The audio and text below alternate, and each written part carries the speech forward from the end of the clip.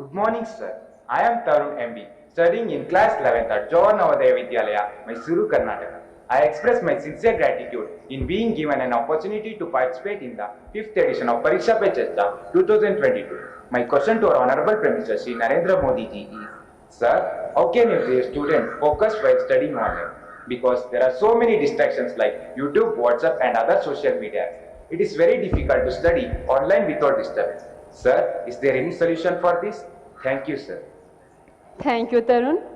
Honorable Prime Minister, sir, Sahid Ali, a class 10 student of Silver Oak School, Delhi Cantonment Board, is eager to ask his question on a similar subject.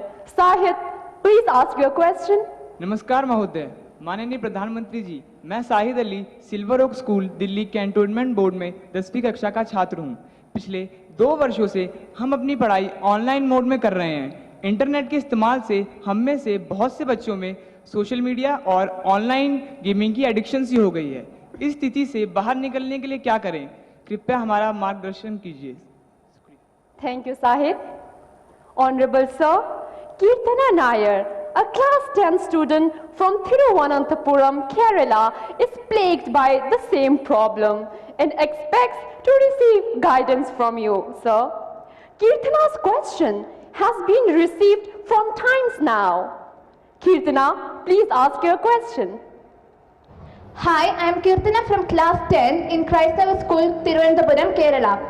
As we all know, our classes have shifted online during the pandemic. There is so much distraction in our homes in the form of mobile, social media, etc. Sir, so my question is, how can we improve the learning through online classes? Thank you, Kirtana. Honorable Sir, online education has challenged not only students but teachers too. Mr. Chandra Chudeshwaran M., a teacher from Krishnagiri, seeks guidance and direction from you. Sir, please ask your question. Namaste, Honorable Prime Minister, sir. I am Chandra Chudeshwaran from the Ashok Leyland School, Hosur, Tamil Nadu. My question is, as a teacher, conducting online teaching and learning has become a challenge. How best to face it, sir? Dhanyavad, Mahoday. Thank you, sir. Honorable Prime Minister, sir, Tarun, Sahid, Kirtana and Chandra Chudeshwaran, sir, are all anxious about the online education has caused them to addicted to and distracted by social media during the last 2 years. Honorable sir, from different parts of the country, we have received many similar questions. Out of those, these are the selected ones that sum up everyone's concerns. I request you to please guide them, sir. मेरे मन में एक सवाल आता है कि आप लोगों ने बताया कि कहीं इधर इधर भटक जाते हैं। थोड़ा अपने आप को पूछिए कि जब आप ऑनलाइन रीडिंग करते हैं तो सचमुच में रीडिंग करते हैं कि रील देखते हैं?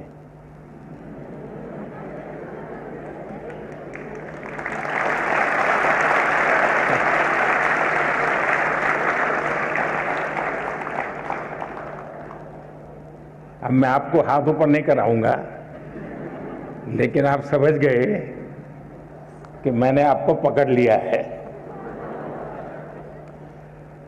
हकीकत में दोष ऑनलाइन या ऑफलाइन इसका नहीं है। आप अनुभव किए होंगे, क्लास में भी बहुत बार आपका शरीर क्लासरूम में होगा, आपकी आंखें टीचर की तरफ होगी, लेकिन कान में एक भी बात नहीं जाती होगी, क्योंकि आपका दिमाग कहीं और होगा। कान को तो कोई दरवाजा नहीं लगाया है, कोई खिड़की नहीं लगाई, लेकिन मन कहीं और है तो सुनना ही बंद हो जाता है, रजिस्टर ही नहीं होता है। जो चीजें ऑफलाइन होती हैं वही चीजें ऑनलाइन भी होती हैं। इसका मतलब है कि माध्यम समस्या नहीं है, मन समस्या है।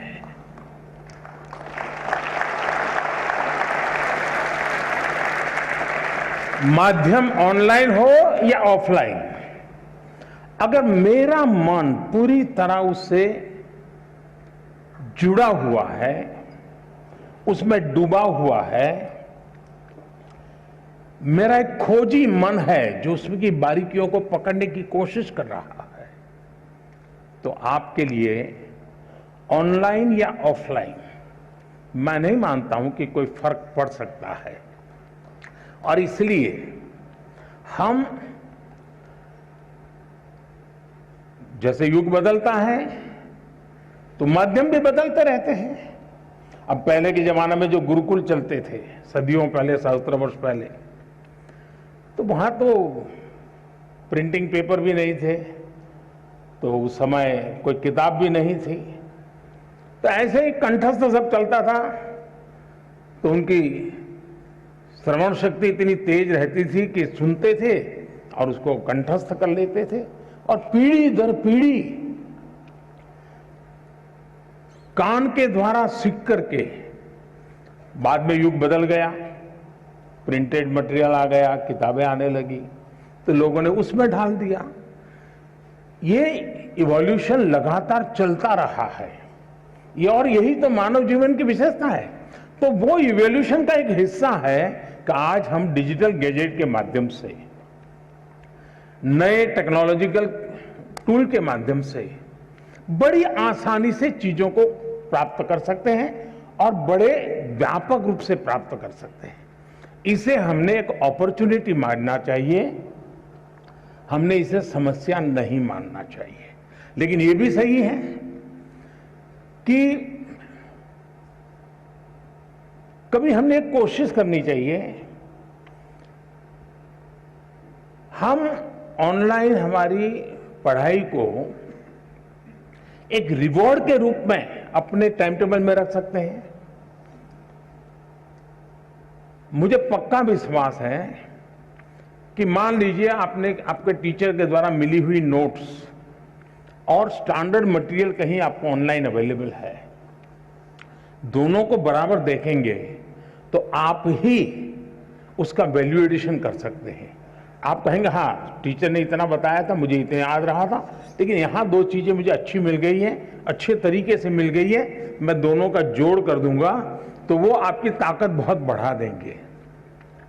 ऑनलाइन का दूसरा लाभ ये है, आखिरकार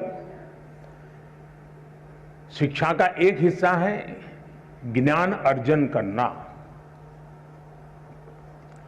अब ऑनलाइन और ऑफलाइन का सिद्धांत क्या हो सकता है? मैं मानता हूं ऑनलाइन पाने के लिए है, ऑफलाइन बनने के लिए है।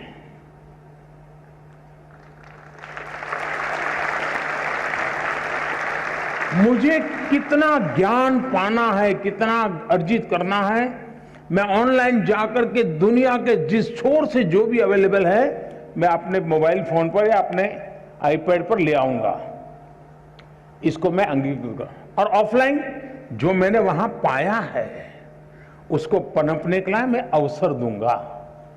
मैं ऑफलाइन उस जो चीजों को, मैं अब मान लीजिए यहां साउथ इंडिया के साथियों ने मुझे पूछा, आखिर में बड़ा कम करते हुए बात हुई, टीचर महोदय ने पूछा, तो मैं ये कहूंगा कि मां ऑनलाइन आपने डोसा कैसे बनता है, कौन से इंग्रेडिएंट होते हैं, क्या प्रोसेस होता है, सब देख कर लिया, लेकिन पेट भरेगा क्या?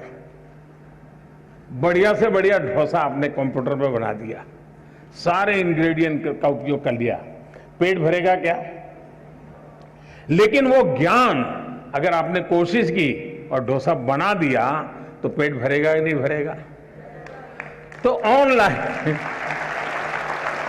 ऑनलाइन को आपका आधार मजबूत करने के लिए उपयोग करें, आपको ऑफलाइन में उसको जाकर के जीवन में साकार करना है। शिक्षा का भी ऐसा ही है। पहले आपकी जो किताब है वो, आपके जो टीचर है वो, आपका जो सराउंडिंग्स है वो, बहुत सीमित साधन थे ज्ञान प्राप्त करने के। आज असीमित संसाधन है, इसलिए आप अपने आप को कितना व्यापक कर सकते हैं, खुद का विस्तार कितना कर सकते हैं, उतनी ही चीजें आप उसको एडॉप्ट करते जाएंगे। और इसलिए ऑनलाइन को एक अवसर समझिए, लेकिन इधर उधर भटक करके काम करते हैं तो फिर टूल भी अवेलेबल है। आपने देखा होगा आपके हर गैजेट में टूल है जो आपको इंस्ट्रक्शन देते हैं, वार्निंग देते हैं, ये करो, ये मत करो, अब रुक जाओ, थोड़ी देर आराम करो, अब 15 मिनट के बाद फिर आना है तो वो 15 मिनट के बाद आएंगे। आप इस टूल का उपयोग करके अपने आप को डिसिप्लिन में ला सकते हो।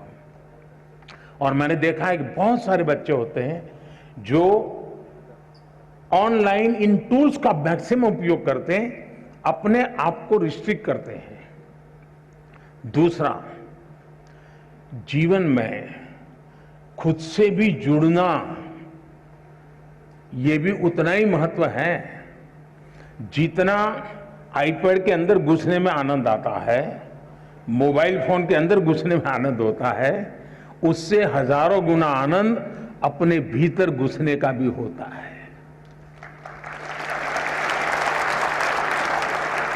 तो दिन भर में कुछ पल ऐसे निकालिए कि जब आप ऑनलाइन भी नहीं होंगे, ऑफलाइन नहीं होंगे, इनर लाइन होंगे। जितना अंदर जाएंगे आप अपनी ऊर्जा को अनुभव करेंगे। अगर इन चीजों को कर लेते हैं तो मुझे नहीं लगता है कि ये सारे संकट आपके लिए कठिनाई पैदा करेंगे।